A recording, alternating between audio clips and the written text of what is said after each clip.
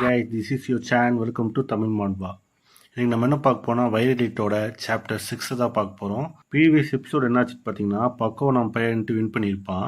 அதோட அந்த சாப்டர் முடிஞ்சிருக்கும். இந்த சாப்டரோட ஓப்பனிங் சீனே பார்த்தீங்கன்னா ஜாக்காக கட்டுவாங்க. ஜாக்சன்ட்டு பேசிட்டு இருப்பான். அந்த மாதிரி நம்ம சேனல் நல்லா க்ரோத் ஆகுது. பட் ஒரு ப்ரொஃபஷனல் எடிட்டர் இருக்கணும் நம்ம சேனலுக்கு. அப்புறம் நம்ம சேனல் க்ரோத்துக்கு நீ நல்லா யூஸ்ஃபுல்லாக இருக்கும் சொல்லிட்டு இருப்பான் ஜாக்சன். அதுக்கு ஹாபின்ட்டு கேட்பான். சரி நம்ம எங்கே போய் எடிட்டர் சூஸ் பண்ணுறது, OLX நம்ம ஆன்லைன் ஷாப்பிங்கில் எதாவது போட்டு பார்க்கலாமா சொல்லி கேட்டிருப்பான். அதுக்குன்னு ஜாக்சன் சொல்லுவான், நீ பழைய ஆள் மாதிரியே பேசுகிற, என்கிட்ட புது ஐடியாவுக்கு சொல்லிட்டு லைவ் ஸ்ட்ரீம் ஸ்டார்ட் பண்ணிடுவான். இந்த மாதிரி எங்கள் வீடியோஸ்க்கு ஒரு எடிட்டர் வேணும் சொல்லி லைவ் ஸ்ட்ரீமில் சொல்லிட்டு இருப்பாங்க. அப்போ 4-5 கமெண்ட் வரும், நான் பண்ணுறேன்னு. இவங்ககிட்ட போய் பேசிட்டு இருப்பாங்க. இந்த மாதிரி 4-5 கமெண்ட் வருது, ஆனால் இவங்க யாருமே ஒரு பர்ஃபெக்டான எடிட்டர் மாதிரியே தெரியலையே, சும்மா பேசுகிற மாதிரி தெரிய சொல்லுவாங்க. அதில் லைவ் ஸ்ட்ரீமரை கீழே கமெண்ட் பண்ண அனுப்பிச்சுவாங்க, நீங்கள் பேசலாம் கேட்குதுடா, ஏன்டா அப்படி பண்ணுறீங்க அப்படி சொல்லிட்டு இருப்பாங்க. உடனே ஆபி சாரி கேட்டு பார்த்துருப்பான். அதில் ஒருத்தர் சேட் பண்ணியிருப்பான், நான் நல்லா எடிட் பண்ணுவோம் சொல்லி ஒருத்தர் சேட் பண்ணியிருப்பான். அதை ஆபி பார்த்து பேசிட்டு இருப்பாங்க. சரி இவன் சேர்த்துக்கலாம் வேண்டாமா யோசிப்போம். திரும்ப மெசேஜ் அனுப்புவான், வேணால் சாம்பிள் அனுப்புகிறோம் பார்க்குறீங்களா சொல்லி அனுப்பி விட்டுருப்பான்.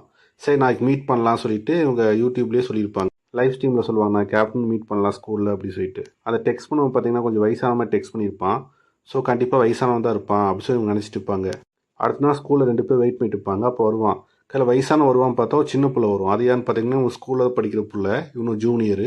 அவள் பேர் என்ன பார்த்தீங்கன்னா கோயல். கோயலை பார்த்தோன்னே ஜாக்சன் மயங்கிடுவான். அப்போ தெரியாமல் கோயல் கை வந்து நம்ம ஸ்னாப்பர் கையோட டச் ஆகிட்டோன்னு நம்ம ஜாக்சன் உலக புலந்தா ட்ரீம்குள்ளே போயிடுவோம். அப்படி பார்த்தா ட்ரீமில் அவன் ஒய்ஃபாக கோயல் இருப்பா. அப்படி அவனுக்கு ஒரு பூனைக்குட்டி இருக்கும். அந்த பூனைக்குட்டியான்னு பார்த்தா ஆபி.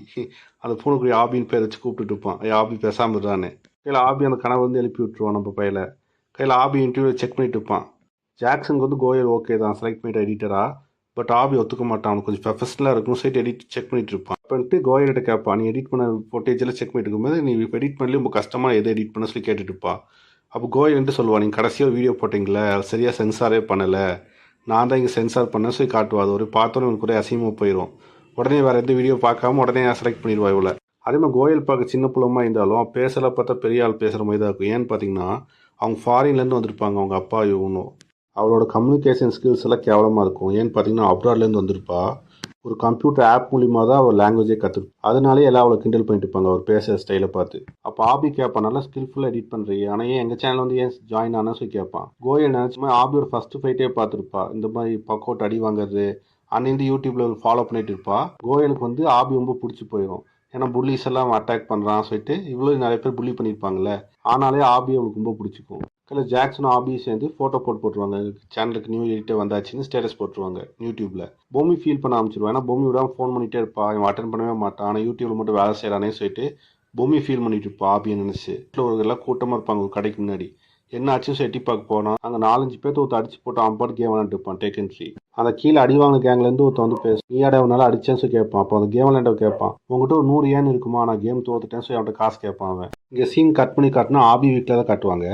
ஆபி வீட்டில் ஜாக்சன் பேசிட்டு இருப்பான். இவன் தான் எக்ஸ் MMA ஃபைட்டர் டை ஓன். சம் பர்சனல் ரீசன் இருந்தனால MMA ஃபைட்லேருந்து வெளியே வந்துட்டான்.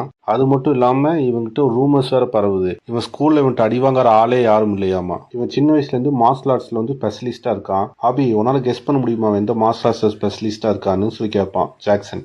அதுக்கு ஆபின்ட்டு சொல்லுவான், எனக்கு தெரிஞ்சு நல்லா ஸ்பீடாக இருக்கான், ஸோ கண்டிப்பாக பாக்ஸிங்காக தான் இருக்கும் சொல்லி இந்த மார்ஷல் ஆர்ட்ஸ் பேர் டைக்குண்டோ சொல்லி சிரிக்க ஆரம்பிச்சிருவான் ஜாக்சன் சொல்லிட்டு. ஆபிக்கு பையன் சிரிக்கிறாது, அவ்வளோ வீக்கான அதுக்குன்ட்டு ஜாக்சன் சொல்லுவான், அந்த மார்ஷல் ஆர்ட் ஃபுல்லாக லெக் பேஸ் பண்ண மார்ஷல் ஆர்ட்ஸு, ஃபுல்லாக கிக்ஸ் தான் இருக்கும், பஞ்சஸே அவ்வளோக்கு இருக்காது சொல்லிட்டு இருப்பான்.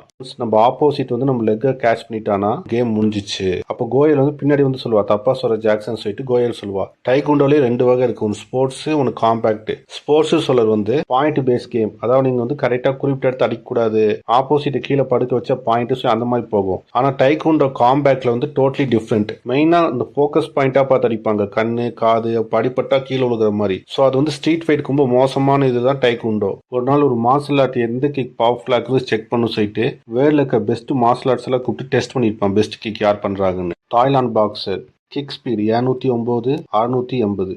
Cobra kick 760 kilometre speed 800 kg. கடைசியா டைவான் ஓ கிக் ஸ்பீடு 720 1000 kg.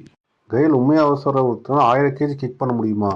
டைவன் ரொம்ப மோசமான டெக்னிக் தான் போல, எனக்கு ஆப்போசிட் வச்சா பாவமாக இருக்குது.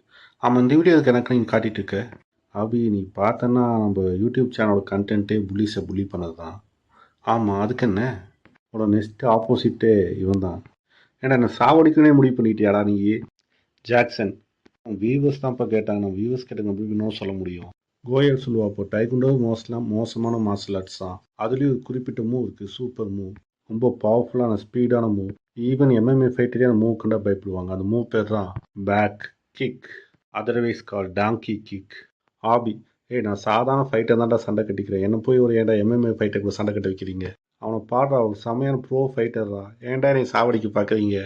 ஜாக்ஸா அந்த வியூஸ் கேன்சல் பண்ணிடுறாருனால அக்செப்ட் பண்ண முடியாத, அவனை கொன்னே புட்டுருவான்டா. அதில் ஒரு கமெண்ட் டைவான் பற்றி வந்திருக்கும். அதாவது டைவான் அவன் ஸ்கூலில் வந்து நிக் நேம் வந்து டெவில் சொல்லி கூப்பிடுவாங்க. ஏன்னு பார்த்தீங்கன்னா டைவானுக்கு என்ன வேணுமோ அதை ஈஸியாக வாங்கிக்குவான்.